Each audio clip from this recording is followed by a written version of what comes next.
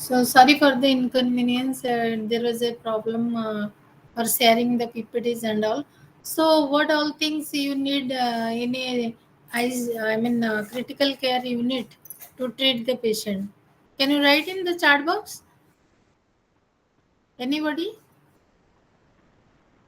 What all things you require to treat a critical ill patient in a critical care unit or ICU?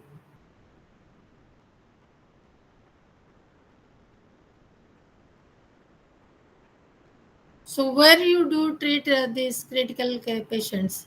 In ICU, in CCU? So various equipments. Equipments one. Next, life-saving drugs. Very good. Drugs. So what else? What else you need to look for? Any other things? Only you administer drugs in ICU for critical ill patient? So what all things you just write down in the chat box? What all things you need to look for? Ventilation, yes. What else? Ventilators. All the equipments are modern gadgets which is required for hemodynamics monitoring. Very good. Cardiac monitors. Then what else?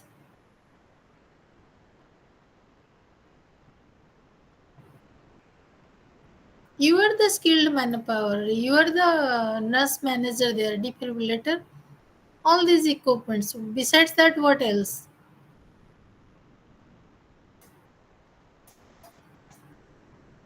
Very important, you are all are not saying that is fluid management you do in critical ill patient. So we will go one by one as you have already read what are the critical, setup look like and what are the stressors involved in that, how you will counsel because you have multifaceted role as a nurse. So, what all things you will look for? First, first we will go for some drugs, which is very important to treat critical ill patients and how will handle. Very good. You have written fluid management.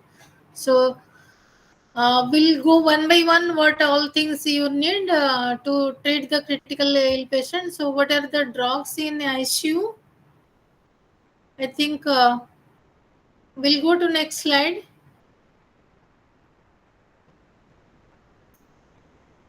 So all of you know what is a drug, what is the exact definition of the drug.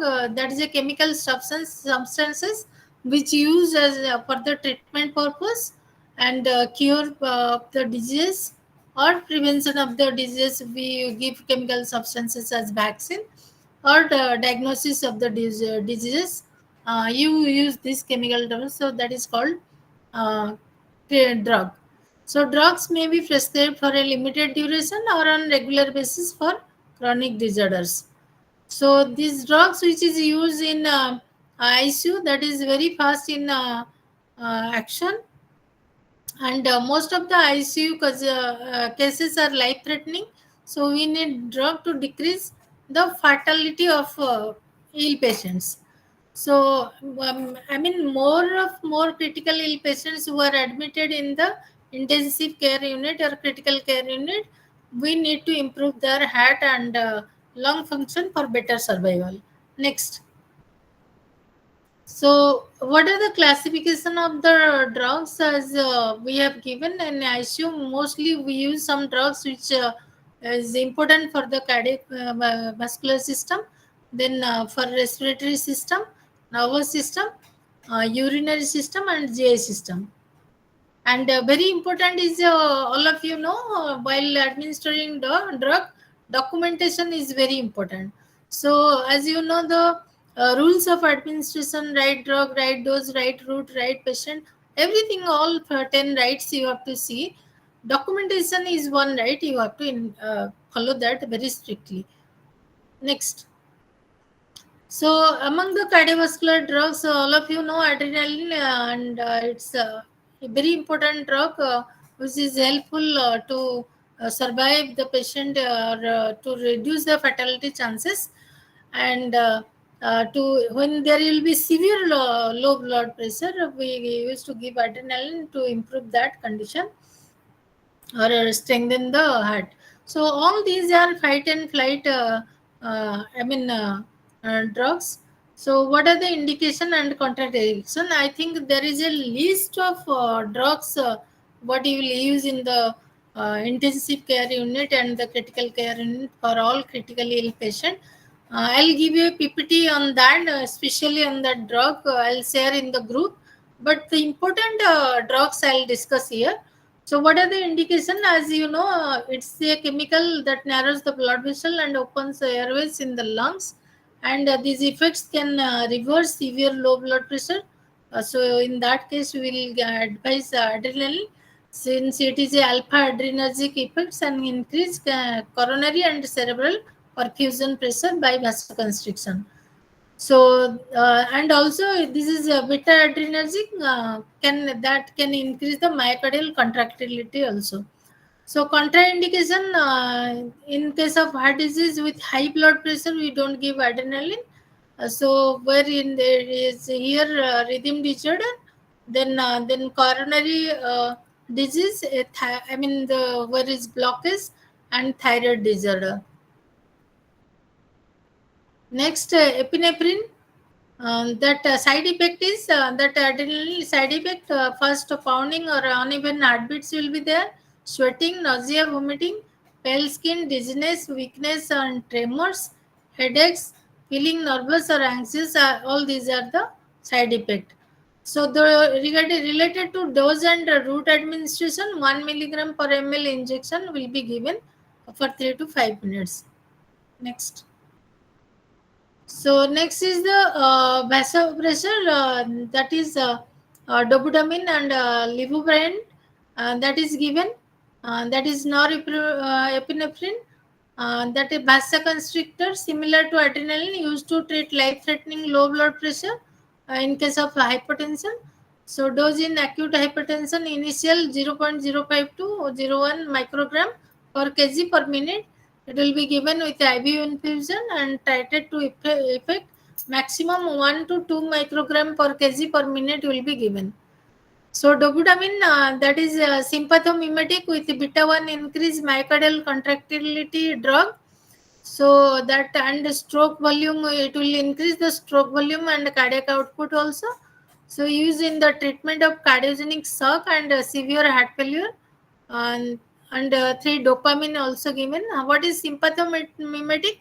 It mimics, I mean, similar drug type which gives a sympathetic nerve stimulation. So this is used for hypertension, that is in shock, heart block cases, and to increase heart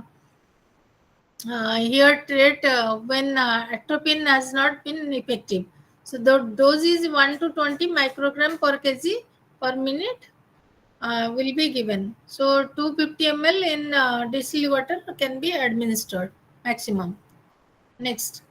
So antiarrhythmic drugs, that is codaron, and the generic name is amiodaron, and it works on cardiac cell membranes. It relaxes the smooth muscles. Indication is when the patient is hemodynamically unstable, having ventricular tachycardia, supraventricular tachycardia, ventricular fibrillation. So that is before the patient goes to cardiac standstill, you have to administer codaron. Then contraindication, allergic to any ingredient in cardaron, including iodine, should not be given. Next.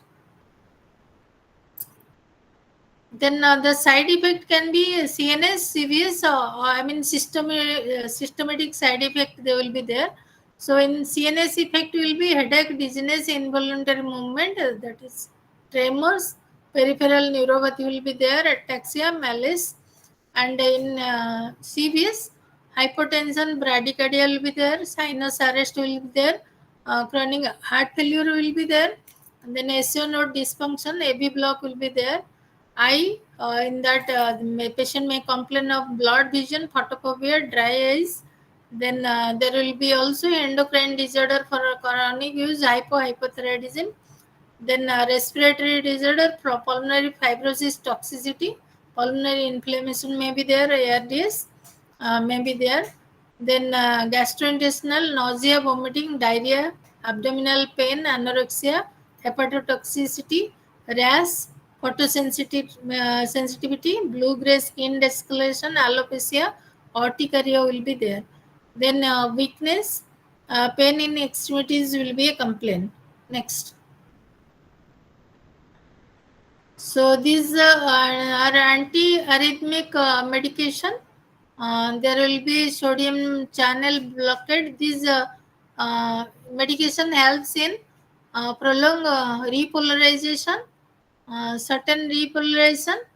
So the drugs affecting the cardiac action potential, here it is given a how it affects to the PQRS-OF. So you will just go through and see that how antiarrhythmic medication works in delaying. So where the delay in waves occurring of the waves, how it works, you will see. Next is digital is very common medicine which is used to improve the strength and efficiency of the heart or to control the rate and rhythm of heartbeat. So this leads to better blood circulation and reduce swelling of hands and ankles in patients with heart problems.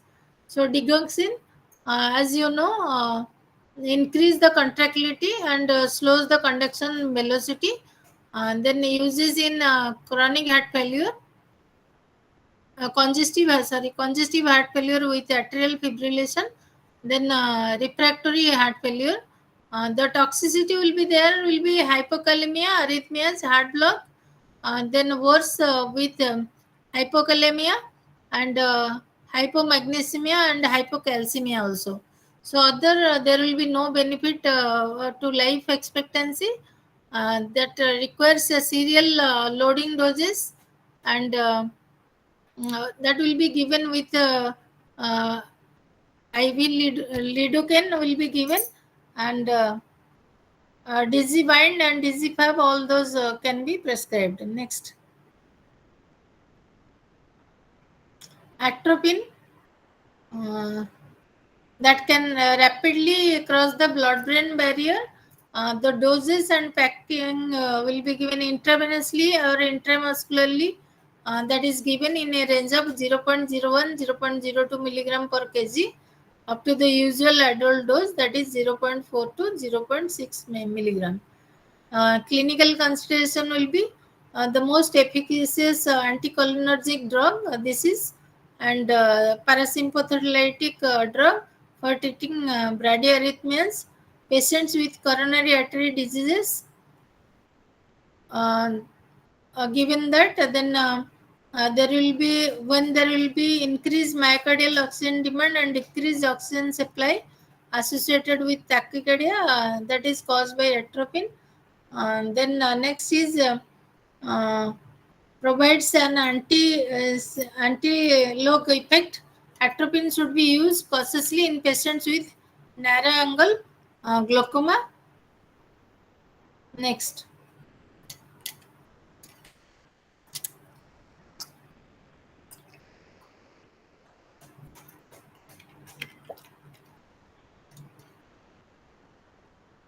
So other common drugs which are used like calcium chloride, uh, and then sodium nitroprusside and angiotensin, uh, converting enzyme inhibitor, that is angiotensin 1, angiotensin 2, and then adenosine.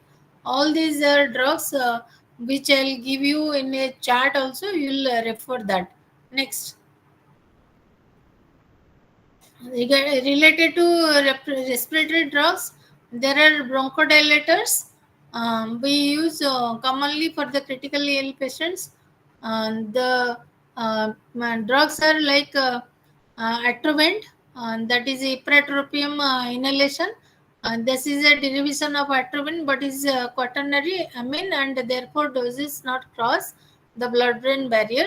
Then indication is to prevent bronchospasm or narrowing airways in the lungs. In case of bronchitis, emphysema, or COPD cases, it is given. Contraindication: narrow angle glaucoma, If there is an enlarged prostate or bladder obstruction, also in that case you won't give. Side effects will be headache, dizziness, nausea, upset stomach, and blood vision will be there. Next. Then Ventolin, that is indication, is a sympathetic drug. As I said, this is similar or mimics the sympathetic nerve function. So it is a beta agonist. I think all of you are very sure of agonist, antagonist, and adrenergic, synergic effect. These terminologies. I'll just for your knowledge, I'll say what is a agonist. The agonist is a substance which initiates physiological response when combined with a receptor. So it will act when it is combined with a receptor. It will act with its fullest potential. Then antagonist, a substance which blocks or inhibits. Anta means anything against. So a substance which blocks or inhibits the action of another substance, it is called antagonist, and typically a receptor or a neurotransmitter. So when it is mixed with that, it act or blocks the action or inhibits the action. Adrenergic effect, all of you know, it's relating to or denoting to a nerve cell. So it is always acts as a neurotransmitter. I mean something which is stimulating to nerve, that is nerve cell, that is called adrenergic effect. Synergistic effect, a synergistic effect relating to the interaction or cooperation of two or more substances uh, uh, or other agonistic produce combined to produce a combined effect. It is called synergistic effect. So when one substance is associated with or accompanied with another receptor or substance, that combinedly when they act combined, they give an effect, that is called synergistic effect. So these are term very much used in this drug mechanism. Next. So in nervous system, for that we use certain drugs for pain management, like narcotics, analgesia. As I said, pain management is very important in case of critical ill patient. So use some drugs like or narcotics, that is morphine.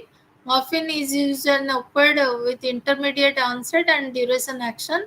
Extensive clinical experience makes morphine a valuable first line opioid, which is used mostly advanced stage cancer patient or critical ill patients where pain is a main complaint. So active metabolites includes morphine 3, glucuronide, that is toxic, non-analgesic, and morphine 6, glucuronide is a potent analgesic.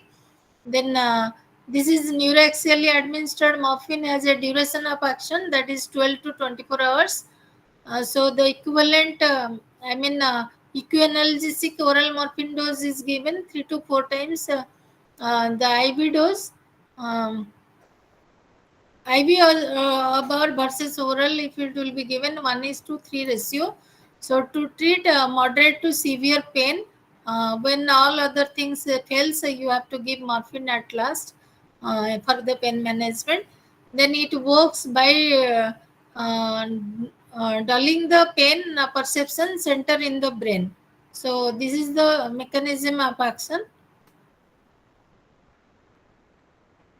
Who was raised, and Mamita, if you want to say anything, you can say, you can ask. Mamita, you have raised your hand. Do you want to ask anything? So this is morphine extended release formulations are used around the clock for the pain relief. Next. So the contraindications are when there will be acute respiratory depression, that is not given. Then acute pancreatitis in case of renal failure, in case of toxicity. Then when there will be raised intracranial pressure, including head injury, also morphine is not advisable. Next. The side effects, there will be shallow breathing, slow heartbeat, there may be seizure, cold clammy skin, confusion will be there. Then less serious, these are more serious side effects. Less serious morphine side effects may be constipation, warmth, tingling or redness under the skin, nausea, vomiting, stomach pain, diarrhea or loss of appetite, dizziness, headache and anxiety. There will be also sleep problem and memory problem. Next.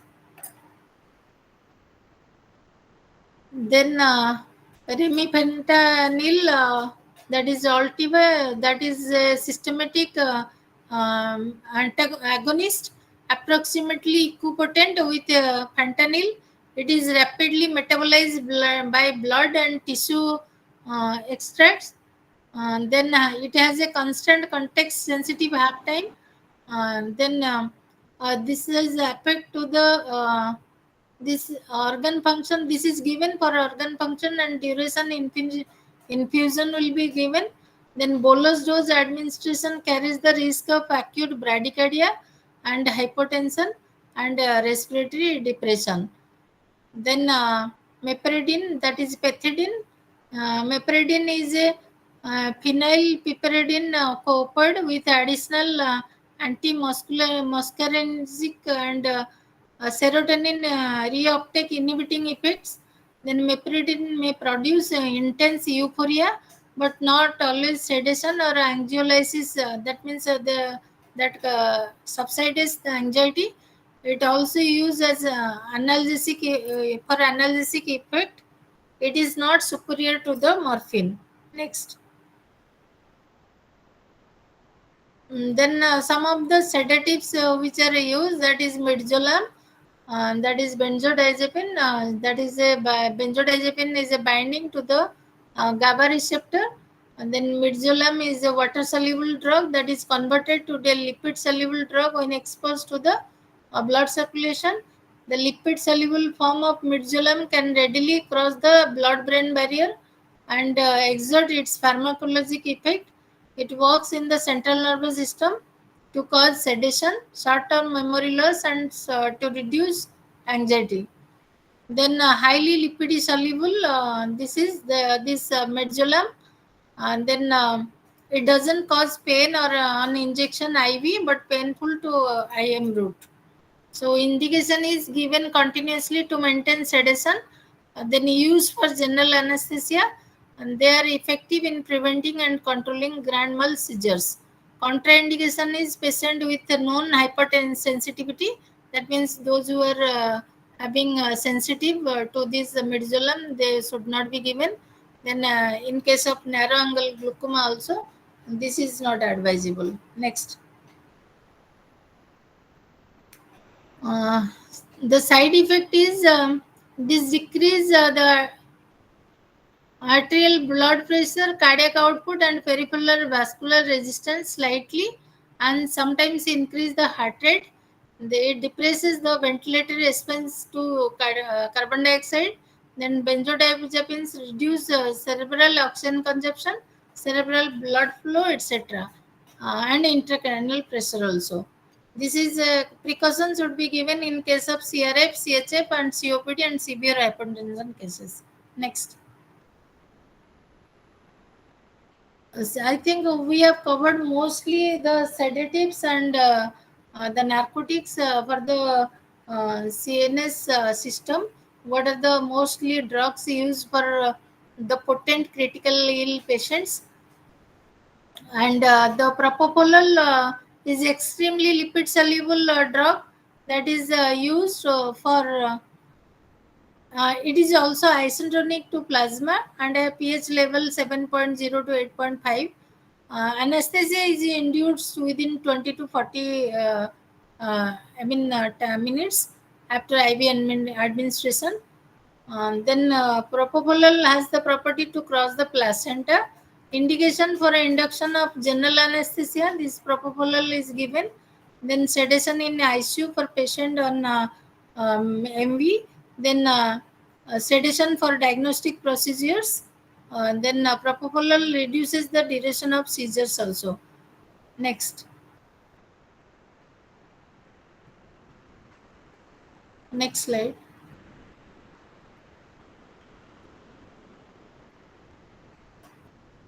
So the side effect for propofol, there will be profound hypertension.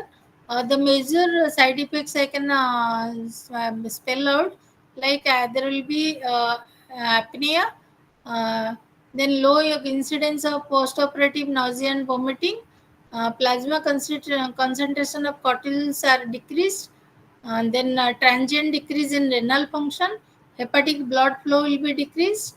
Then there have been occasional repercussion of convulsions and myoclonus during recovery also, that will be seen. Then skin rashes occur occasionally, and pain on injection you will find. Next.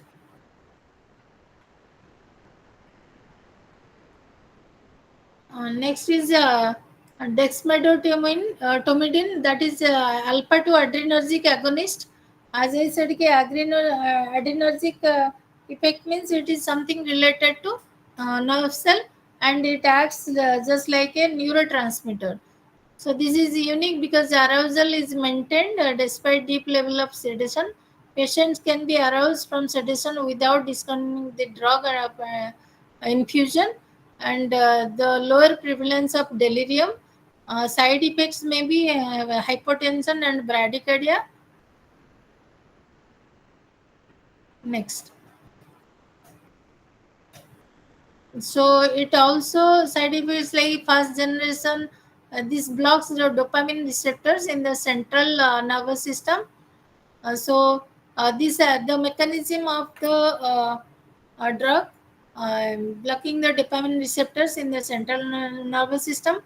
The then the adverse effect is there will be extrapyramidal reactions, and then neuroleptic malignant syndrome like hyperpyrexia, severe muscle rigidity, and rhabdomyolysis will be there. And then prolongation of QT interval also you will see in ECG. Next.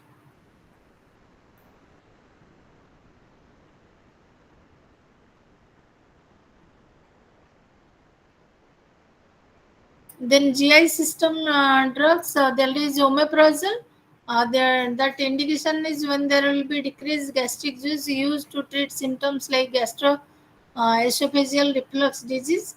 And then to prevent BAP, it is also used to promote healing of erosive esophagitis. So contraindication is diarrhea from an infection without uh, with the Clostridium bacteria, then inadequate vitamin B12, low amount of magnesium in the blood, liver problem may be there for chronic use, and then a type kidney inflammation will be there, subacute cutaneous lupus erythematosus, that will be there. That is then systematic lupus erythematosus. In that case, also contraindication. This omeprazole should not be given. These are all autoimmune disorders. Any kind of autoimmune disease, you should not advise omeprazole. Then, in case of osteoporosis, also you should not give. Next. And then metclopramide antagonizes the effect of dopamine in the gut, that increases lower esophageal sphincter tone, and the speeds gastric emptying and lowers the gastric fluid volume. The elimination half-life is 4 to 6 hours.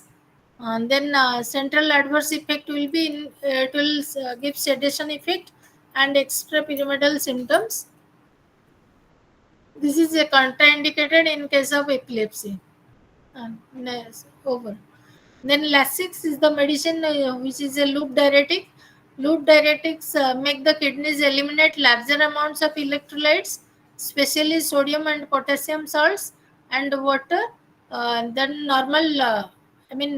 Normal, which is excess of water that will be removed. Then loop directives are useful for treating many conditions in which salt and water retention. So that is edema, swelling or problem. So that was fluid accumulated in extracellular fluid can be removed through the Lasix. Then contraindication in case of anuric patient allergic to sulfa drugs, Those patients, laxatives is not advisable. Then side effects of laxatives will be dry mouth, thirst, nausea, vomiting, feeling weak, drowsy, restless or lightheaded, fast or uneven heartbeats. Uh, then muscle pain or weakness will be there. Next. So there are some muscle relaxants which are used for depolarizing effect and non-depolarizing effect. So short-acting muscle relaxant like succinylcholine, then short-acting non-depolarizing having a depolarizing effect, that is succinylcholine, but non-depolarizing effect short-acting drugs are gentacurium, intermittent acting non-depolarizing drugs are atracurium, cisatracurium, then becuronium, then ricuronium, and long-acting non-depolarizing drugs are pancuronium. So these are all muscle relaxants. Relaxants can be used for the critical ill patients. Next.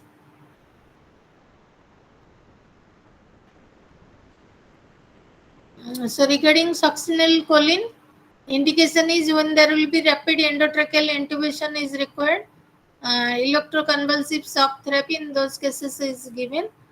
Side effect will be bradycardia, sinus arrest, increase intraocular pressure, then increase in lower occipital sphincter tone, and then uh, fasciculation, then muscle pains, then post-operative myalgias, hyperkalemia in patients with trauma or burns. Next. There will be some unwanted effect like prolonged paralysis, then intracranial pressure will increase, and then histamine release, then rigidity will be there. Then uh, it's a potent triggering agent in patients that is in which is susceptible to malignant hyperthermia. Next. Non-depolarizing muscle relaxants, as we were discussing, that is atracurium, that is clinical consideration. This atracurium triggers dose-dependent histamine release that becomes significant at doses above 0.5 milligram per kg. Then it is slowly administered to reduce the histamine release. It must be stored at 2 to 8 degrees centigrade, as it loses 5 to 10% of its potency in room in temperature. Mm. Then at room temperature, it should be used within 14 days to preserve potency. Side effects: hypotension and tachycardia, then bronchospasm, then Lornazine toxicity. That is a Lornazine is a metabolite of the neuromuscular blocking drug, atracurium and cisatracurium, with potentially toxic systemic effects. So it crosses the blood-brain barrier also and may cause excitement and seizure activity. That is what called Lornazine toxicity. So temperature and pH sensitivity will be there. Then allergic reaction that is seen very rare. Next.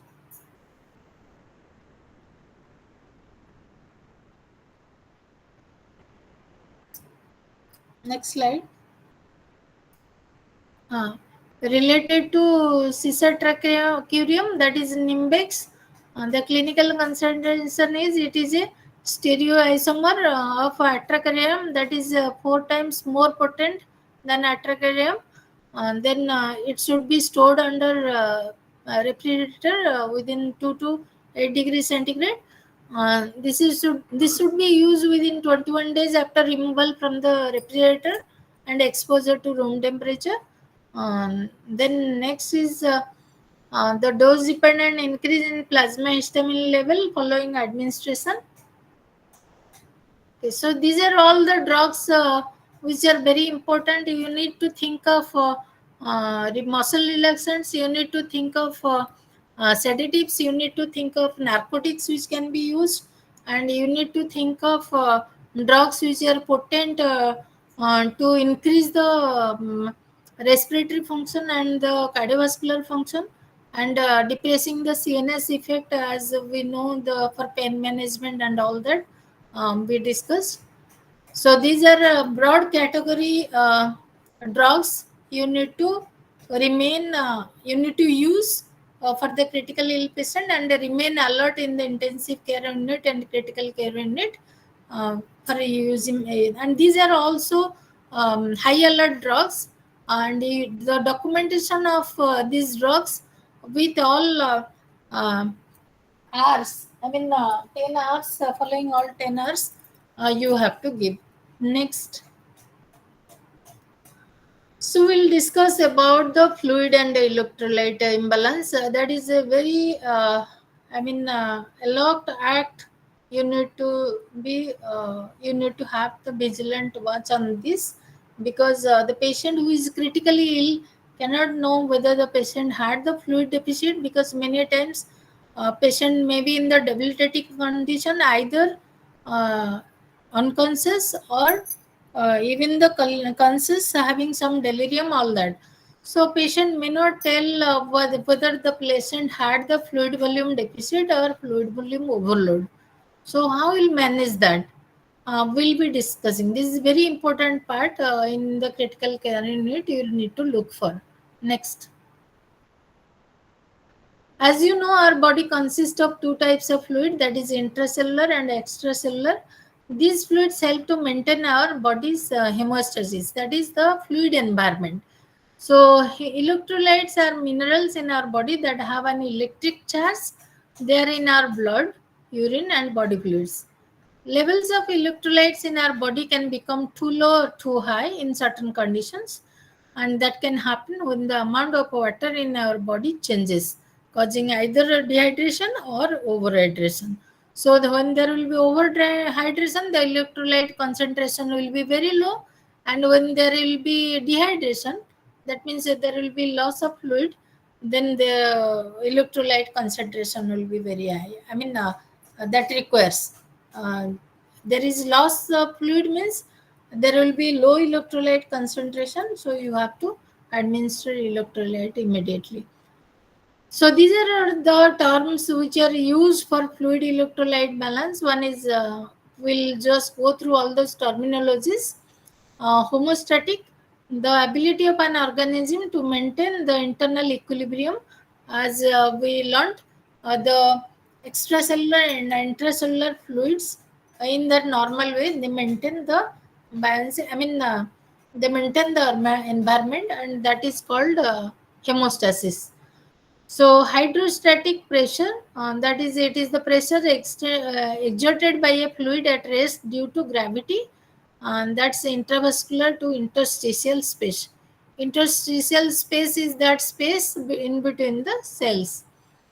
Then osmosis, that is movement of solvent across a semi-permeable membrane. Solvent here, it's a fluid content, water, from a region of higher solvent concentration to lower solvent concentration, uh, or lower solute concentration to higher solute concentration. So if the solute is also low, and the solvent will flow from higher level to lower level. Then osmolarity is measured of concentration of solute particles in a solution, especially the number per liter of solution. What is osmolarity and osmolality? The difference is both are same. You measure the concentration of solute particles. Solute means, suppose in a sugar water, solvent is the water and the sugar is the solute. So what is the concentration of solute? You don't know when it is mixed with the water. So to measure that concentration of solute, particularly in solution, when it is considered per liter of solution, that is osmolarity. When it is considered to measure the solute particle in a solution, in solute per kg of solvent, that is called osmolality. Okay, so this is the basic difference. Otherwise, both are similar terms, which measures the concentration of the solute in a solution. Next is, what is the process of diffusion? the process by which solutes move from an area of a higher concentration to lower concentration. So any form of or gas or any chemical particles, that is called solute, solute. So diffusion is the process of solute, when solute will transport from higher concentration to lower concentration, or moves from higher concentration to lower concentration, that is diffusion. When the liquid, anything, the solvent, uh, moves from the higher concentration to lower concentration, is called osmosis.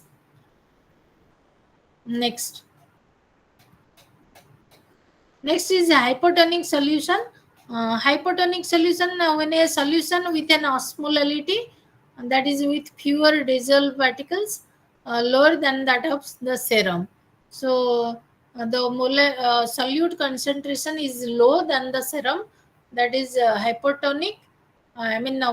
Your blood serum is normal isotonic, which is all the solution having same concentration of solutes or electrolytes, whatever it is in the serum, that is called isotonic. When it is any solution having low electrolytes or low solutes than the serum, it is called hypotonic. When there's any solution with osmolarity higher than the serum, solute concentration is more than the serum level, then that is called hypotonic solution. The next is active transport, the physiologic pump that moves fluid from one area of lower concentration to another higher concentration, that is called active transport. Filtration is that process through a filter that prevents passage of certain molecules, that is capillary wall, blood brain barrier, placental barrier. All these are the passage which filtrates, which the solutes are needful, only will go to the brain circulation. So then extracellular fluid, um, uh, that is blood brain barrier. I give an example of brain, similarly to the cell walls, like capillary wall filtration. Next is extracellular fluid, the fluid which is found outside the cell, in which cells basically bathe in and is composed of blood plasma, that is interstitial fluid, that is present in the interstitial space, outside the cell space. Then intracellular fluid, the fluid which is present inside the cell and is the matrix in which the cellular organelles are suspended in that. Next. So this is what the example of isotonic, hypotonic and hypertonic. So isotonic, what are the solute concentration there in the serum? Any solution which is equivalent to those solutes, same like serum, it is called isotonic. Any solution is having higher concentration of osmolarity than the serum, that is called hypotonic. Then any solution which contains a lower osmolarity than the serum, that is called hypotonic. Next.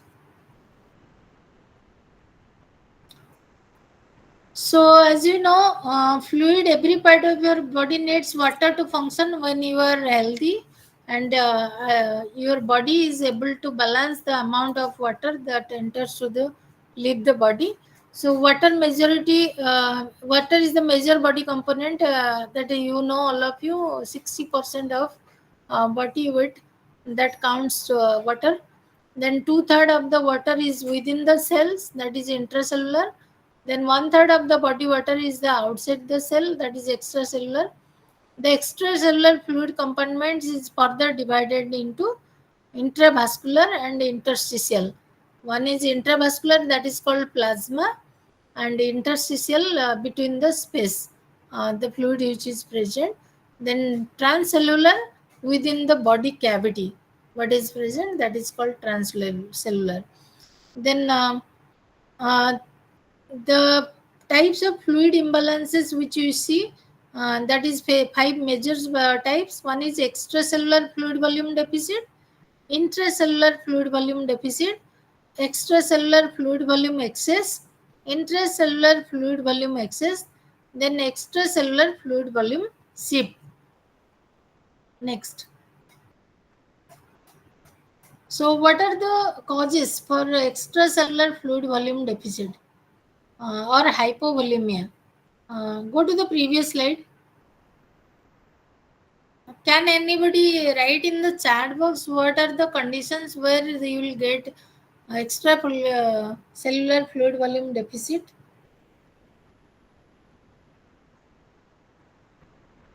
Anybody?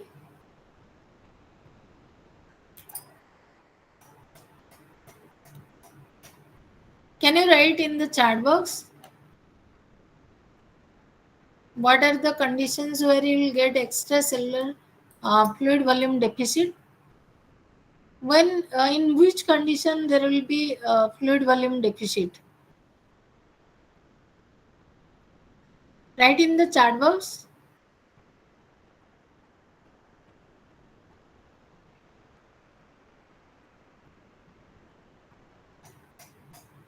So we'll go to the conditions. Next slide. Uh, the conditions where we used to see the we get the hypovolemia, that is severe vomiting. Hypovolemia is a condition where decrease in intravascular or interstitial fluid will be there in case of diarrhea, then traumatic injuries with excess blood loss, then insufficient water or fluid intake, increased metabolic rate, and then if there is fluid shift, where it will be the intravascular fluid will be shifted to other region, then failure of regulatory mechanism, in case of GI suctioning, then profuse shorting if there is, then internal bleeding if there is internal bleeding, there is a chance of a hypovolemia. Then ruptured ectopic pregnancy, burns, diuretic therapy, drainage from wound, fever, diabetes insipidus, and coma. In those cases, you may get hypovolemia. So you will remain always alert to see monitor this extracellular fluid volume deficit. Next. So, what is the pathophysiology of these conditions?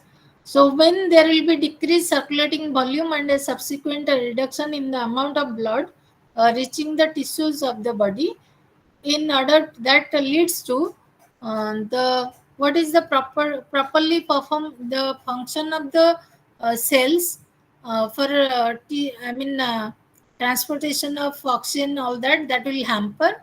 Then there will be a decrease in circulating volume, can lead to decrease in blood flow to the brain, then that results in headache and dizziness, that leads to baroreceptors in the body sense the reduction of the circulating fluid and send a signal to the brain to increase sympathetic response. So what happens then? Sympathetic response is to release epinephrine and norepinephrine, adrenaline, noradrenaline, then which results in peripheral vasoconstriction in order to conserve the circulating fluid for vital organs to survive. Then that leads to peripheral vasoconstriction, accounts for cold extremities, increased heart rate, increased cardiac output. That is a sub-condition feature. Then eventually less perfusion to the kidneys and results in oliguria. Next. So, what will be the clinical manifestation? There will be decreased skin turgor, dry mucous membrane, dry cracked lips or tongue, eyeballs will be sunken and soft, the temperature will be elevated, there will be tachycardia, then postural systolic blood pressure will increase more than 50 mm of Hg, and the diastolic blood pressure will fall less than 10 mm of Hg. Oliguria will be there, that is when it is less than 30 ml per hour. Then there will be thirst, headache, dizziness, cool and clammy skin, sunken eyes, there will be restlessness, decreased central venous pressure, there will be chest pain and weight loss. So these are the clinical features you need to monitor to assess the fluid volume deficits. If anything you see in the patient, any of these features, then you will think for the fluid volume deficit. Immediately you will administer the fluid. Next. So the laboratory findings will be, there will be increased osmolality, then increase normal serum sodium level, then blood urea nitrogen, then I mean serum urea creatinine you will check, that will be more than 25 milligram per deciliter. Hyperglycemia will be there, more than 120 milligram per deciliter. Elevated hematocrit will be there, more than 55%. Then increased specific gravity will be there. So what will manage immediately? Medical management, that is IV fluid should be given 5% dextrose in water, or if there is internal bleeding, and you just check the this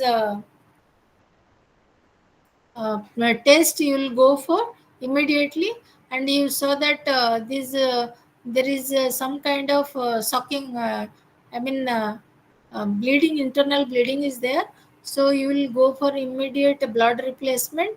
And then if there is any delay in arrangement of blood, you will administer the plasma expanders.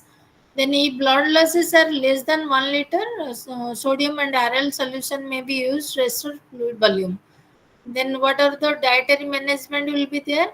Client experiencing fluid loss from diarrhea should avoid fatty or fried foods and also milk products. Next. Nursing management, the diagnosis, as you know, fluid volume deficit related to the disease condition. I mean, you have to assess whether it is a insufficient fluid intake, or repeated bouts of vomiting, or having diarrhea, continuous diarrhea, or any kind of evidence of hemorrhage, as evident by the skin turgor and decreased urine output. So these are objective signs. When you see, immediately you assess that the dehydration status, and you will go for fluid replacement immediately. So oral fluid replacement is the only intervention. If the patient tolerates, there is no vomiting, then oral rehydration therapy again, if the patient tolerates and there is no vomiting. Otherwise you go for choosing IV therapy, and then drug therapy according to the cause you have to administer. Next to the extracellular fluid volume excess, that is hypervolemia. How can you know that? So, what are the etiology? So, hypervolemia, that is increase in the total body sodium content. If that is there, then in case of heart failure, in case of Cushing syndromes, long-term use of corticosteroids, renal disorder, cirrhosis of liver, then excessive amounts of IV fluids contain sodium, so increase ingestion of food that contain high amount of sodium. So in these cases, you have to restrict the fluid. Next. So what is the pathophysiology? Contributing factors can include heart failure, renal failure, and cirrhosis of the liver.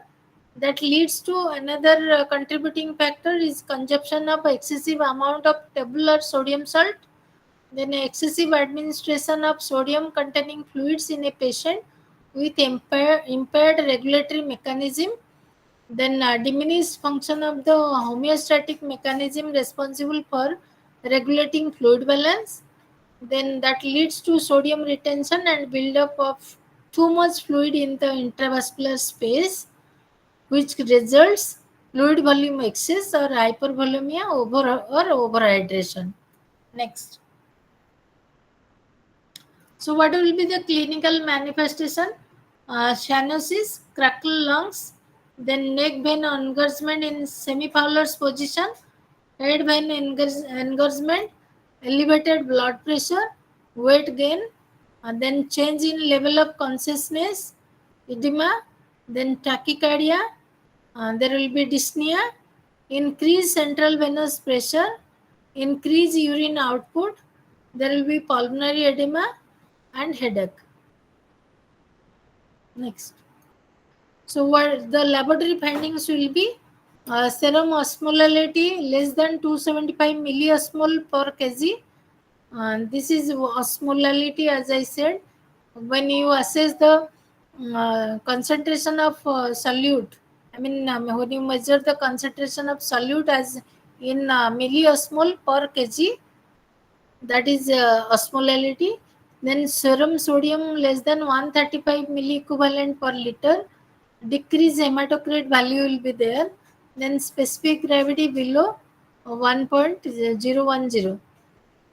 Then loop and potassium what is the medical management? Loop diuretics you will give, that is Lasix, or potassium sparing diuretics, that is Dietor, all that you can give. Diuretics cause potassium to be excreted along with the sodium and water. Combination of potassium wasting and potassium sparing diuretics you will give. Digoxin and digitalis, that is a digitalis you need to give to slow the heart rate if heart failure is there caused. Then nursing management, the diagnosis is fluid volume deficit related to compromised regulatory mechanism of kidneys. So interventions, there will be drug therapy, weight measurement regularly, then that regulate the IV fluid, diet therapy, they restrict fluid and sodium. That is the intervention you need to do. Next. So what is the electrolyte imbalance? Electrolyte imbalance is an abnormality in the concentration of electrolytes in the body. Electrolytes play a vital role in maintaining hemostasis within the body. They help to regulate heart and neurological function, fluid balance, oxygen delivery, acid base balance, and much more, like sodium, potassium, chlorine, calcium, magnesium, all those. So sodium most abundant electrolyte in the body. Potassium is essential for normal membrane excitability, for nerve impulse. Then chlorine regulates the osmotic pressure and assists in regulating acid base balance. Calcium usually combined with phosphorus to form the mineral salts of bone and teeth, promotes nerve impulse and muscle concentration relaxation. Then magnesium play a role in carbohydrate and protein metabolism, storage and use of intracellular energy, and neural transmission. That is also important in the functioning of heart nerves and muscles. Next. Normal electrolyte values, that is sodium, the normal value should be aware of 135 to 145 milliequivalent per liter. Potassium 3.5 to 5 milliequivalent per liter. Calcium 8.5 to 10.2 milligram per deciliter. Chloride 98 to 107 milliequivalent per liter. Magnesium 1.5 to 2.5 milliequivalent per liter. Then major electrolyte imbalances, that is hyponatremia, when there will be sodium deficit, uh, that will sodium concentration will be less than 130 milliequivalent per liter. You will just say that condition is hyponatremia. Hypernatremia, when it becomes excess, sodium level is excess, that is more than 145 milliequivalent per liter. And then hypokalemia, potassium deficit, that is when the potassium level will be less than 3.5 milliequivalent per liter. Then hyperkalemia, when the potassium level will be more than 5.1 milliequivalent per liter. Then hypocalcemia, that is calcium level less than 8.5 milligram per deciliter. Hypercalcemia will be there when it is becomes excess, that is more than 10.2 milligram per deciliter. Then chloride imbalance, that is in between 98 milliequivalent per liter to more than 107 milliequivalent per liter. Magnesium imbalance, when magnesium level will be less than 1.5 milliequivalent per liter, and excess will be more than 2.5 milliequivalent per liter. Next, hyponatremia. This is a condition. These are all condition which is very essential. You need to remain alert when you are working in a critical care unit or ICU, for when you are treating for a critical ill patient, because they have multiple organ involvement in that disease condition. So, hyponatremia is commonly defined as a serum sodium concentration when it is less than 135 milliequivalent per liter. That represents a relative excess of water in relation to sodium. It is the most common electrolyte disorder. According to effective osmolarity, hyponatremia, isotonic hyponatremia, hypertonic hyponatremia will be there. So, what is those the three hypernatremia? We'll just discuss next.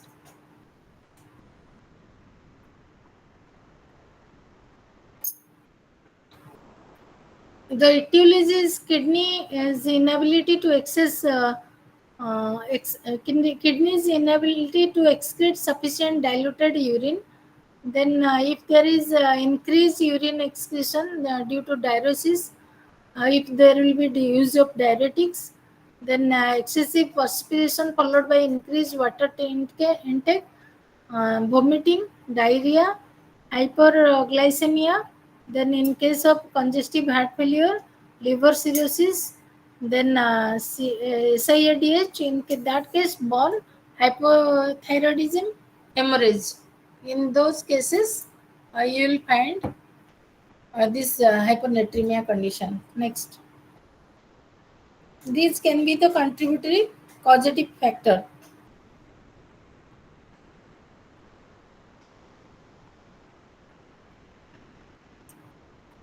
What is the pathophysiology? Uh, that is sodium loss from the intravascular compartment that leads to diffusion of water into the interstitial spaces, which leads to sodium in the interstitial space is dilated, that will decrease the osmolarity of extracellular space. Then water moves into the cell as a result of sodium loss. Then extracellular compartment is depleted, and that will occur. All those clinical symptoms will occur after that. Next.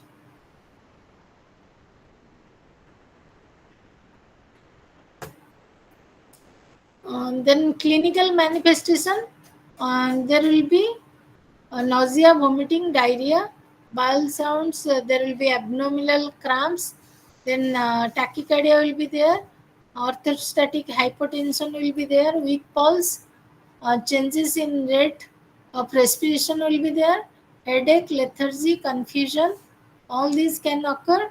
Then dry skin, pale, dry mucous membrane will be there. So, what are the all diagnostic tests you will do? Or do the physical examination, then blood and urine test you need to do for serum sodium level, and then a comprehensive metabolic panel, which includes sodium that you have to see. Then osmolarity blood test, urine osmolarity, urine sodium, that also you will examination you will do. Medical management, 125 milliequivalent liter IV saline solution will be given, that is normal saline, or ringer lactate should be used. When the serum sodium level is 115 milliequivalent per liter or less, a concentrated saline solution such as 3% sodium chloride is indicated. Fluids may be restricted 800 to 1000 ml per day. Next. So, what is the nursing intervention in this case? Strictly monitor fluid intake output. If it is accompanied by a fluid deficit, IV sodium chloride infusion is administered to restore sodium content and fluid volume as prescribed. If the hyponatremia is accompanied by fluid excess, or osmotic diuretics are administered to promote the excretion of water, Observe for dehydration and also observe for neuromuscular changes.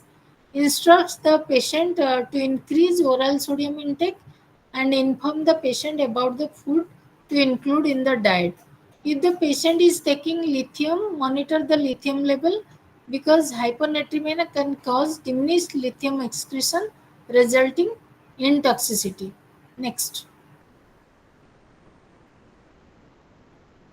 Then next is hypernatremia. So hypernatremia is a serum sodium level when it goes excess or that is more than 145 milliequivalent per liter. So what are the causes? Uh, so what happens in the hypernatremia? It is a hyperosmolar condition caused by decrease in total body water relative to electrolyte content. So hypernatremia is a water problem, not a problem of sodium hemostasis. So what could be the cause? Decreased sodium excretion in case of corticosteroids, Cushing syndrome, renal failure, then hyperaldosteronism, then decreased water intake, increased sodium intake, increased water loss, then fever, hyperventilation. In those cases, so you can find hypernatremia. Next, go to previous slide. So what this is a management what is given when a acronym, that is model. You just see you have to give restrict, I mean monitor the medications and meals, then monitor the osmotic diuretics, then see for the diabetes insipidus, then as I said you SIADS also can be a cause for the hypernatremia. As I said, that is all of you know, must be knowing what is SIADH. That is syndrome of inappropriate antidiuretic hormone secretion. So excessive water loss, you see that, then low water intake. So these can be the this acronym, also model acronym you can remember. Next.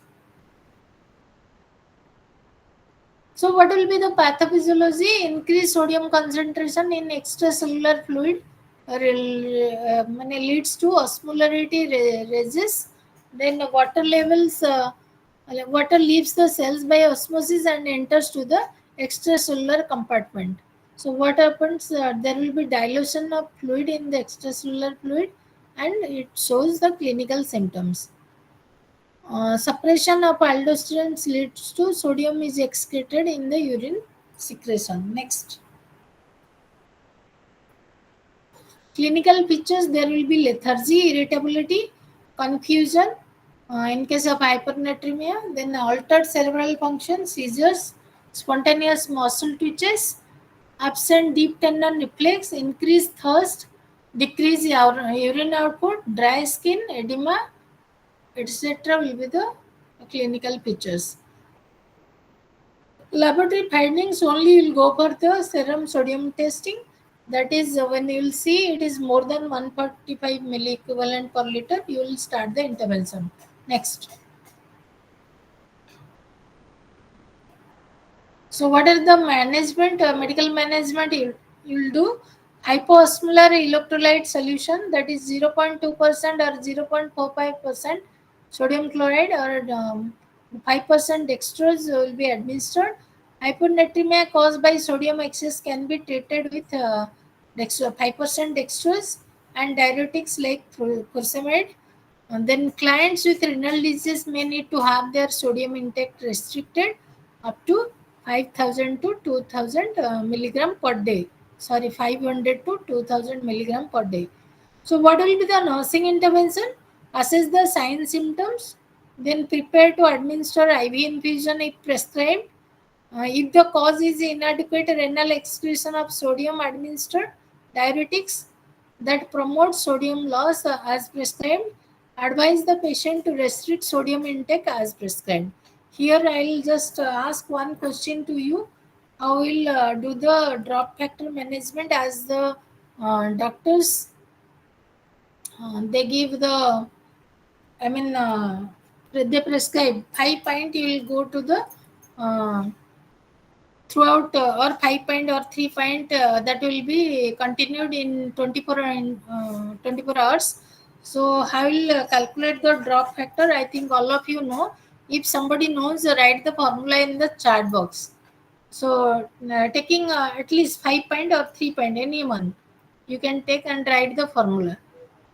So the fluid which is will be administered, the total fluid content into, you have to divide the pint into ml. I mean, you have to convert it into ml. So 3 pints, suppose if it is 3 pint, it is 1500 ml. So again, each ml, because you have to calculate the drop factor, so each ml has to be converted into drops. So 1 ml is equal to 15 drops. So 300 ml is equal to 300 into 15 divided by the hours which you need to give. If it is 8 hours, you have to 8 into 60. I mean, each hour is 60 minutes, because you have to calculate a drop factor per minute. So you have to adjust the fluid accordingly. So that's what you need to. If it is 24 hours, you have to divide the total amount of fluid into drop rate of drops, then convert into drops, then divided by 24 into 60, or the prescribed hours into. Um, I mean, that hours will be converted to minutes. So into 60. So that what it comes, you have to monitor the fluid or maintain the fluid accordingly. If it comes 16 drops per minute, you have to adjust the uh, IV set accordingly, and monitor the fluid. Okay. So just to calculate the drop factor in those case of restriction of fluid. Next. So next is the hypokalemia. Hypokalemia is a serum potassium level of less than 3.5 milliequivalent per liter when the calcium level goes down.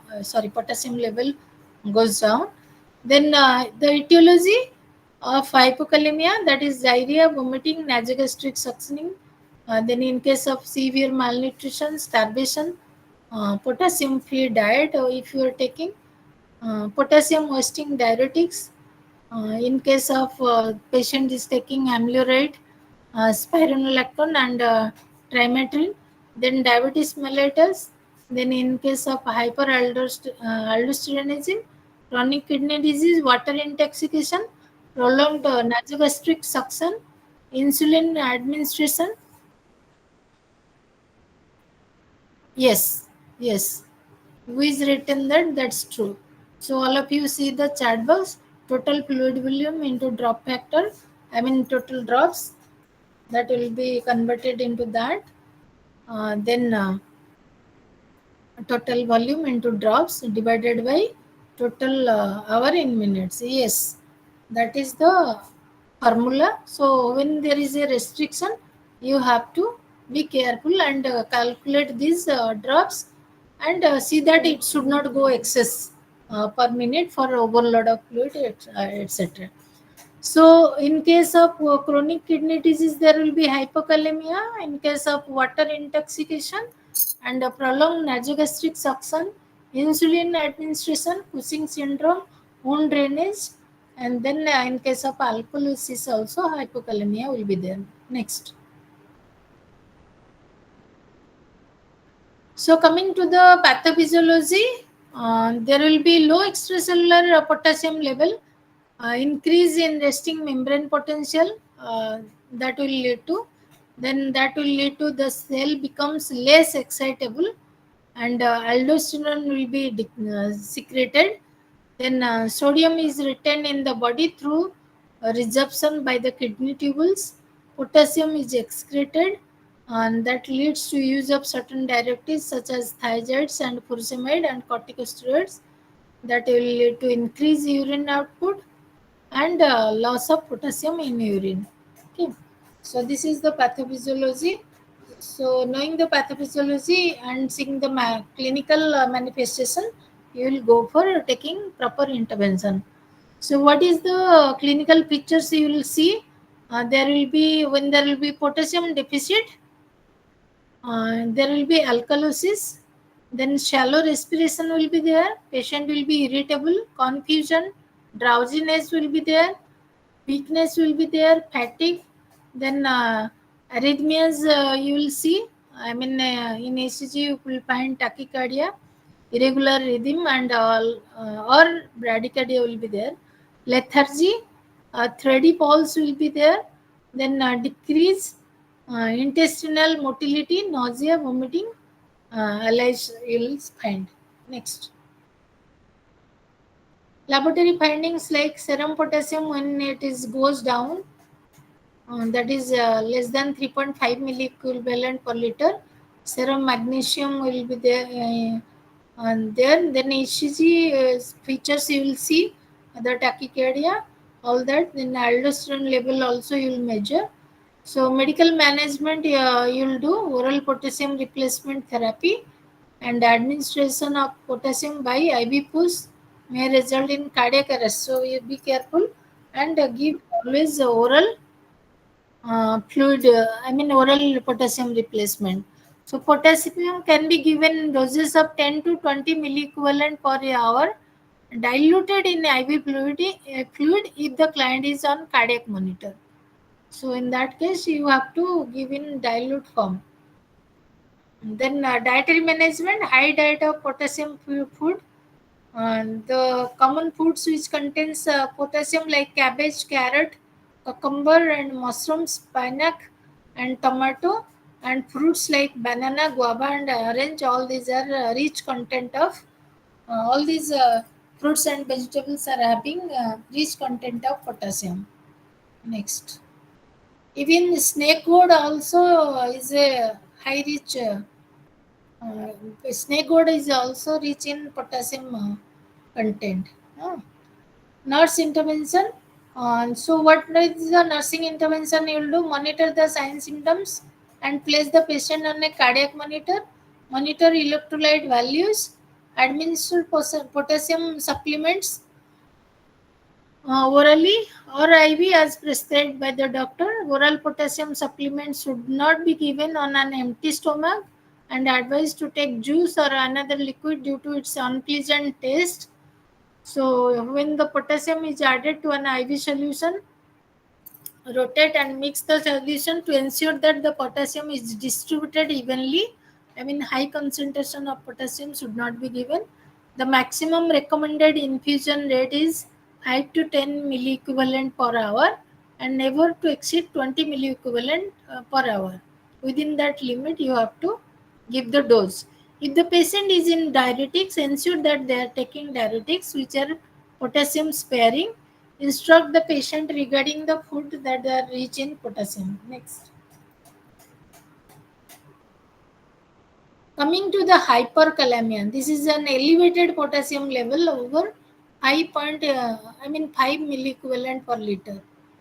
So what are the causes? You can remember like the same model acronym for that. Here is machine acronym.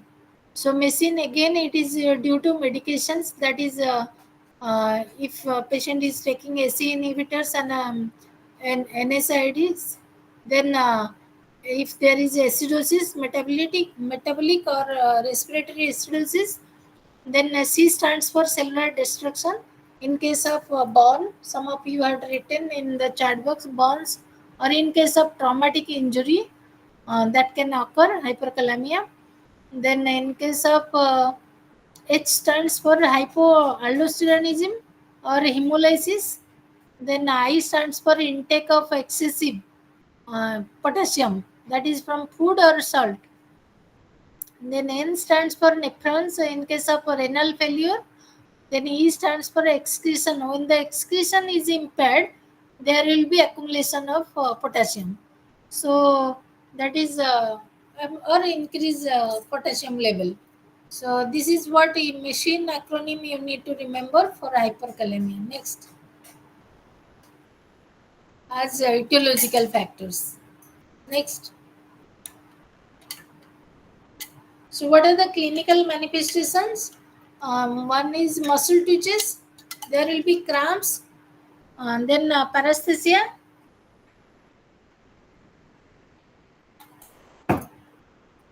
There will be irritability and anxiety. Hypotension will be there. So you will find ECG changes. The T wave will be tall and peaked, and there will be flat P wave. Then there will be widened QRS complex and prolonged PR interval. You will see. Then dysarrhythmias you will find like irregular rhythm. Abdominal cramping will be there, diarrhea will be there. So what are the laboratory findings? You will ensure that it is a cause of, it's a case of hyperkalemia, and that is serum potassium more than 5 milliequivalent per liter. Serum osmolality will be more than 295 milliosmol per kg. Serum creatinine will be greater, that is more than 1.5 milligram per deciliter. Blood urea nitrogen will be more than 25 milligram per deciliter. Next. Medical management. If potassium excess is due to metabolic acidosis, correct the acidosis with sodium bicarbonate, which promotes potassium uptake into the cell. Then improves improve the urine output, which decreases the elevated serum potassium level. When hyperkalemia is severe, immediate actions are needed to be taken to avoid severe cardiac disturbances. Then intravenous calcium gluconate infusions to decrease the antagonistic effect of potassium excess on the myocardium. Then infusion of insulin and glucose or sodium bicarbonate to promote potassium uptake into the cells. So sodium bicarbonate should be given for potassium uptake into the cells. Then what is the nursing intervention? Patient at risk for potassium excess need to be identified and closely monitored for the signs of hyperkalemia. Nurse should monitor the intake output chart and observe for signs of muscle weakness and dysarrhythmias. So serum potassium level as well as blood urea nitrogen, creatinine and glucose and arterial blood gas values are monitored for patient at risk for developing hyperkalemia. Next. Then coming to the hypocalcemia. Hypocalcemia is a serum calcium below 4.5 milliequivalent per liter or excess more than 8.5 milligram. Sorry, it is 4.5 milliequivalent per liter, or if it is count with the deciliter, it is 8.5 milligram per deciliter. If it is calcium level is like this, then you will consider it is a case of hypocalcemia. So what are the etiological factors? If there will be inadequate dietary calcium intake, vitamin D deficiency is another factor. Then hyperparathyroidism, malabsorption of fat in the intestine, metabolic alkalosis, renal failure with hyperphosphatemia, acute pancreatitis, then medications like magnesium sulfate, then diarrhea in case of malignancy, sepsis can be a etiological factor, chemotherapy, surgery, hyperthyroidism. Next. The pathophysiology of hypocalcemia, decrease in extracellular calcium, the membrane potential on the outside becomes less negative. So less amount of depolarization is required to initiate action potential. That will lead to increased excitability of muscles and nerve tissue as there is a depolarization. Next. Yes. Next. So what will be the clinical manifestations? Decreased heart rate. Uh, so as the muscle muscle excitability is lost due to less amount of depolarization, so there will be decreased heart rate. In ECG, you will find prolonged ST segment and prolonged QT segment. So there will be seizures. So then muscle cramps will be there. painful muscle spasms in the calf or foot, and then calf or foot during periods of inactivity, then positive trousers and Chopstick sign, anxiety, irritability will be there. Um, then hyperactivity, hyperactive deep tendon reflexes will be there. Then uh, diarrhea will be there.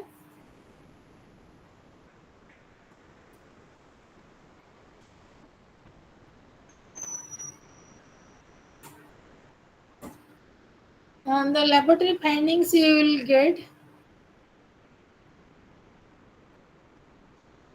Uh, Laboratory findings you will get serum calcium level and ionized calcium level that is decreased. Parathyroid hormone levels you will assess. Vitamin D level you will assess whether it is less or not. Then other electrolyte level also you need to assess. Then ECG you have to monitor. As you'll see, ST segment is flat and all that. Then management, drug therapy, give calcium supplementation and including with vitamin D supplementation. Diet therapy will be there, high calcium diet, prevention of injury, then seizure precautions, severe hypocalcemia, administer calcium supplements, that is IV, you will administer 10 ml of calcium gluconate in 5% dextrose in water to be administered over 5 to 10 minutes. Treat the cause of hypocalcemia. Next.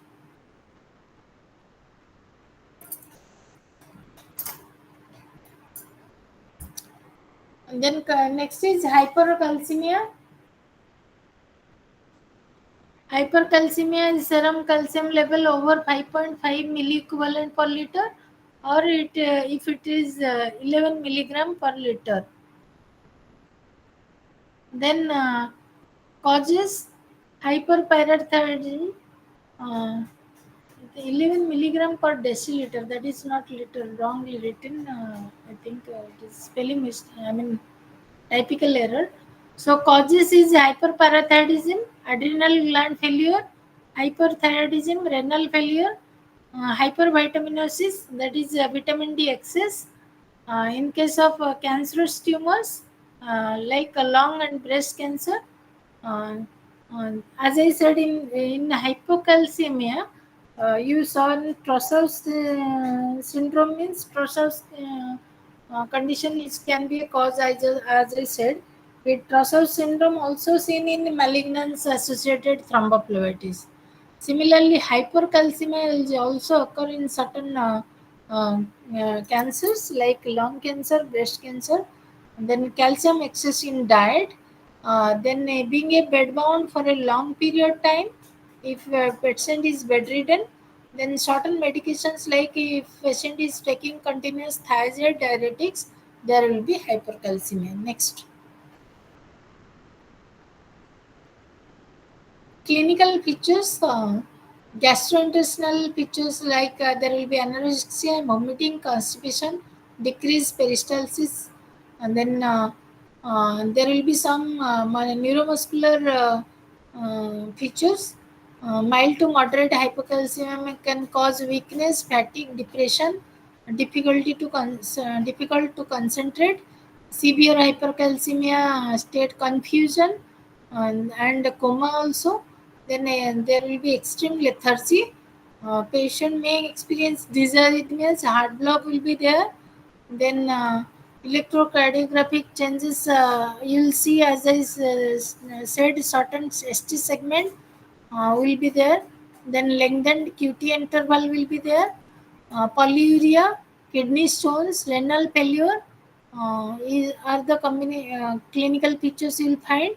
Then bone pain, fracture is also the clinical features. What will be the diagnosis? I mean, laboratory findings you will find. That is serum calcium you will find 5.5 milliequivalent per liter. More than that, if you will find, that is a confirmed diagnosis.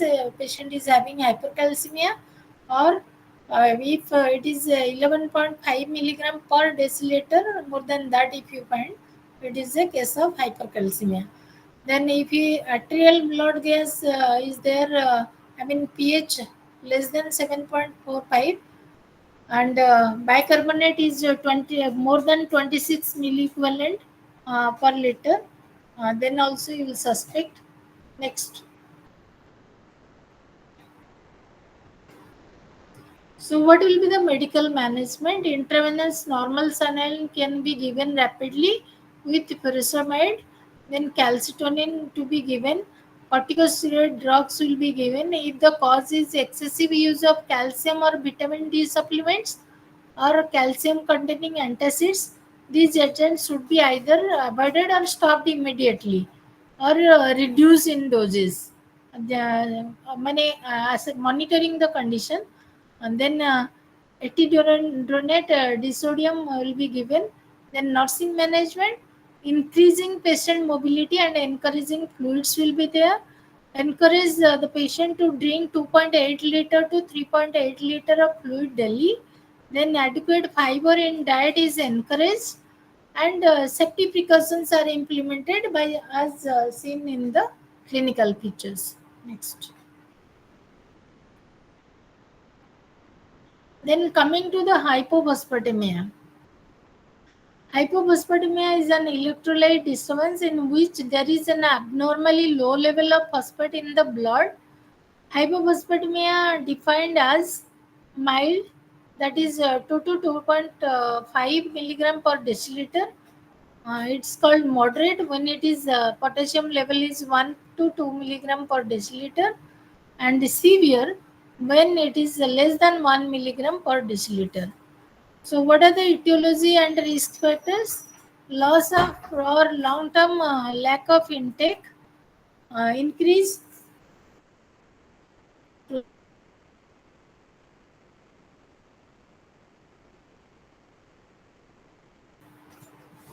increased growth or tissue repair and recovery from malnourished states, then prolonged and excessive intake of antacids, increased calcium found in parathyroidism, then phosphate loss occurring in bones in case of metabolic.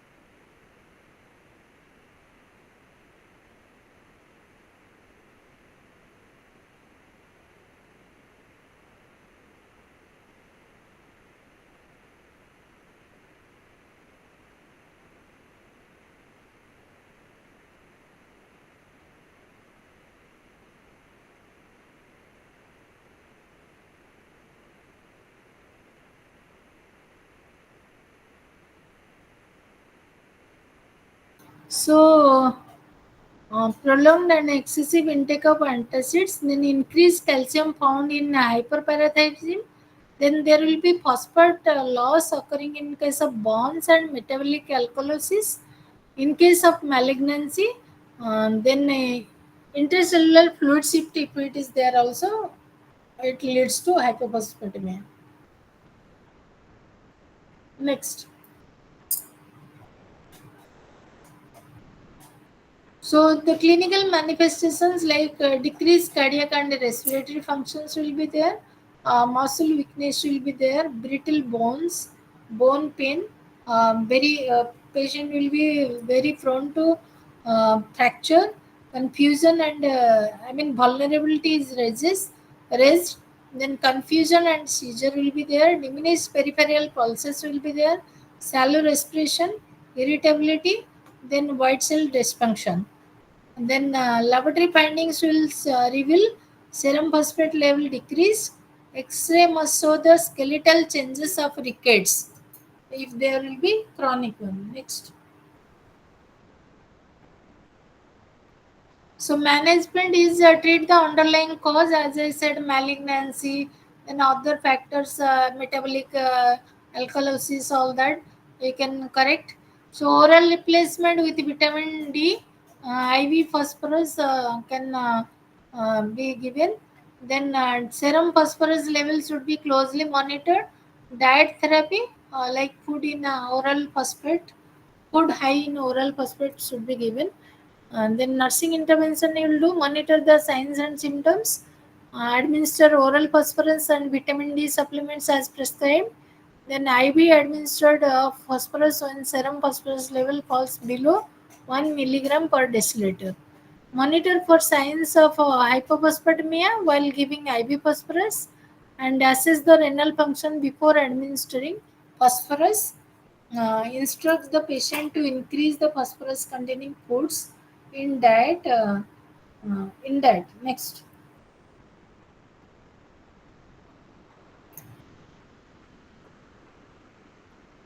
this is an hyperphosphatemia. This is an electrolyte disturbance in which there is an abnormal elevated level of phosphate in the blood. That is, the serum phosphate concentration goes high. That is more than 4.5 milligram per deciliter. So causes can be decreased renal excretion, tumor lysis syndrome, increased intake of phosphorus, then hypoparathyroidism. Next. Clinical manifestation, there will be tetany, tachycardia, anorexia, nausea and vomiting, muscle weakness, hyperactive reflexes, and laboratory findings you will get high level of serum phosphate, that is more than 4.5, as I said, and then serum calcium level also decrease. Next,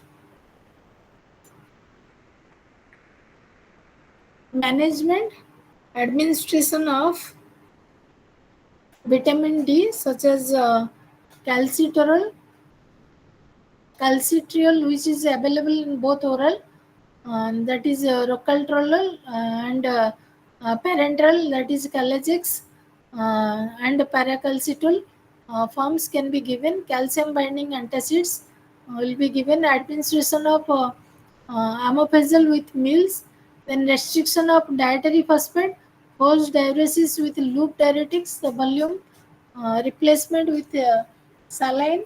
Then surgery may be indicated for removal of large calcium and phosphorus deposit if it is there. Then dialysis may also lower phosphorus level, phosphorus usage. Next, nursing intervention. Sorry, nursing intervention. Interventions of hypocalcemia. Administer phosphate binding medication as prescribed. Instructs to avoid phosphate containing medications and phosphorus rich food.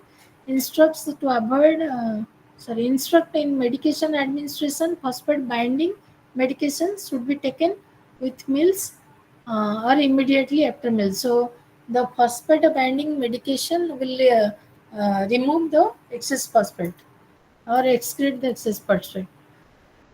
So hypomagnesemia, that is normal magnesium level are between 1.46 to 2.68 milligram per deciliter. So hypo means when it is less than that. So when it comes down to 0.6 to 1.1 millimole per liter, then the condition is called hypomagnesemia. Um, so So the level of magnesium when it is less than 1.46 milligram per deciliter, that is 0.6 millimole per liter, defines the hypomagnesemia. So what are the etiological factors? Other electrolyte imbalances, in that there will be low magnesium level, critically ill, and alcoholics.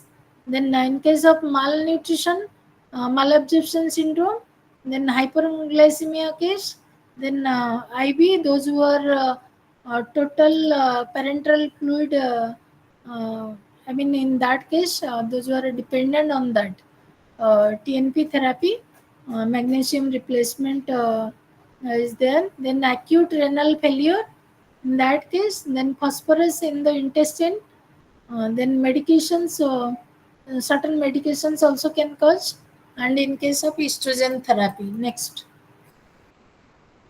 So, what is the pathophysiology of hypomagnesemia?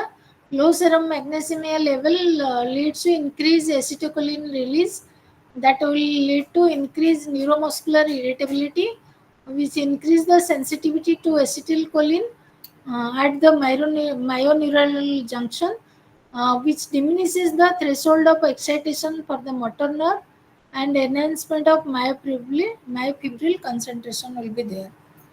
Next. Clinical pictures. So, as we learnt from the pathophysiology, there will be myocardial irritability, GI changes from decreased contractility. So, neuromuscular changes will be there. Then cardiac abnormalities will be there. And then tachycardia, constipation, tetany, seizure, confusion, hypertension, anorexia, hyperreflexia. All these are the features you will get. So, what will be the management for hypomagnesemia? Oral magnesium replacement in the form of magnesium containing antacids or parenteral magnesium sulfate will be given. Increase in dietary intake of magnesium. Next. Then the condition of hypermagnesemia. The great magnesemia will magnesium level increases more than 2.6 milligram per deciliter or 1.1 millimole per liter. Then what are the etiological factor and risk factor involved for this condition? Renal insufficiency, excessive use of magnesium containing antacids or laxatives, administration of potassium sparing diuretics, severe dehydration from ketoacidosis, overuse of magnesium sulfate. These are all etiological factors for hypermagnesemia. Then what is the pathophysiology? Renal failure, excessive IV infusion of magnesium, increased GI elimination and or absorption, etc. can lead to accumulation of magnesium in the body, which increases the magnesium level, and that alters the electrical conduction. So what happen in the when the electrical conduction is altered, and that diminishes the reflexes, drowsiness will be there, lethargy will be there, that leads to severe respiratory depression. Then respiratory arrest may occur. Similarly, this altered electrical condition slowed the heart rate and AV block, then which leads to peripheral vasodilation, and then that will leads to hypotension, flossing, and increased skin warmth. So, what are the clinical features? Decrease in muscle activity, hypotension will be there, ECG changes will be there, then drowsiness and in level of consciousness, severe muscle weakness will be there, lethargy, delayed myocardial conduction. Then management of this condition, decreasing the use of magnesium sulfate, diuretic increases renal elimination of magnesium, IV calcium may also be used to antagonize the effect of hypermagnesemia. Then albuterol has also been used to reduce magnesium level. The presence of severe respiratory distress require ventilatory assistance. If renal failure is present, hemodialysis may be necessary. Next. Nurses intervention, monitor for signs and symptoms of hypermagnesemia. Diuretics are administered as prescribed. IV calcium gluconate may be administered as prescribed to reverse the effects of magnesium on cardiac muscles. Instruct the patient to restrict dietary intake of magnesium containing foods. Instruct the patient to avoid use of laxative and antacid containing magnesium. Next. Next, we'll go to acid-base balance. I think we'll continue it in next class. As you know, this also requires a little of understanding how we'll monitor the acid-base balance while in the critical care unit, while working in the critical care unit. So I hope we'll continue in the next class this acid base balance. Ma'am, I have So some confusion. Can I ask? yeah. Ma'am, we have our assignments. We have to submit by online or offline. Could you confirm it? Don't come to I mean call it to the any center. You just write your assignment and send it to the respective study center. So, for example, those who are under the regional center Bhubaneswar, you just complete your assignment. The TMA one should be submitted by end of July 31st, and TMA to be submitted by the end of August 31st. But We just I'm we send belonging to Regional yesterday Center night. Delhi 3, ma'am. So you will send to Delhi. I think all the assignments you have to send to us. Once you just confirm to your Delhi center, and if they say you will send the assignment to us, then it's okay. But for practical purpose, you have to go there. But So, ma'am, uh, uh, hello ma'am. yes. Ma'am actually जो assignment है ma'am हम लोगों का तो अगस्त 11 को तो जाना पड़ेगा 11 को हमको। Directly you can give. Those okay. who are coming to the center, हाँ। you can give directly hand by hand. They can give to the center, no problem. Okay, thank you ma'am, thank you so much. Here also they can write. They can take the guidance since they are coming for the practical. So you can take the guidance how to write the answer. Here you can write and submit by the end of 31st. So both the TMA 1 and TMA 2 of assignment 1 and 2 of 31 and 32 will keep it by the end of 31st August. So directly you can submit here. Okay ma'am, thank you. And ma'am, I have a doubt to once as well. When our practical exam will be conducted for Regional Center Delhi? And that you have to ask them, because we used to keep the examination for each group. When the practical will be completed, we give them time, and the very next day we just conduct the examination, and we send the students. But Delhi people, I don't know what they will do. Just ask them what they have planned. So this is the mandatory planning everywhere. If they are planning, I think they can complete the practical session, and they may take time and do the practical examination one, I mean all together at a time, or they can in breakup they can do at the end of the practical classes, practical session they can do the examination. You just once ask them, okay? Ma'am, do you have any contact number? Because whatever they Yeah, provide is just. I'll share one or two contact number. You can contact to the, I mean, Delhi people. I mean, IGNU center. You just contact them. If they will, they can say also. I think the regional center which you have chosen, that center we can give you the details. Okay. Okay, okay. Just drop the contact number in the group, ma'am. Thank you. Allah, sorry. Ma'am Yeah. Hello हाँ, ma'am, वो I'm आपने here. बोला ना, वो practical exam का जो fees है वो पेमेंट करना पड़ेगा। हाँ. तो वो कहाँ पे पेमेंट करना नहीं होगा, नहीं, ऑनलाइन जब पे आप या लोग स्टडी से? नहीं, जो लोग आप भरते हो ना, फॉर्म भरते हो थ्योरी पेपर के पहले, हाँ हाँ जो फॉर्म हाँ। भरना है उसमें प्रैक्टिकल का फीस भी भरना है, देना है। Okay okay, okay, thank you, मैं आई यही विल जानना शेयर जानना वन था आपसे। इग्नू का रीजनल सेंटर का एक सार का number I will share in the group. You can contact directly related to any theory exam, practical exam, everything. Practical exam we will conduct here, but the fees and everything, how you will pay that, you will ask her. I will ask him. Okay, I'll share the contact okay number okay of the group. Okay, thank you ma'am. Thank you very much for your patient listening. So we'll wind up the session now. Yeah, thank you so much, ma'am. Thank you.